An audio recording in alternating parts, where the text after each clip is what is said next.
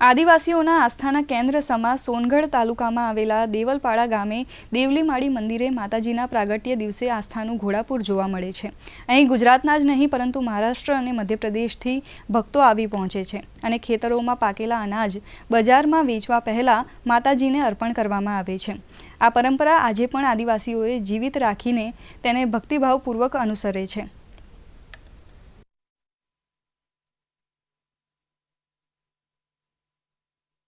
मेरा दादा दादी यहाँ से हम चार रखते हैं और बचपन से हम यही काम चलते हैं। तो हम ये दान करने के बाद यहाँ पहले आते हैं, उसके बाद हम बेचते हैं वहाँ पे।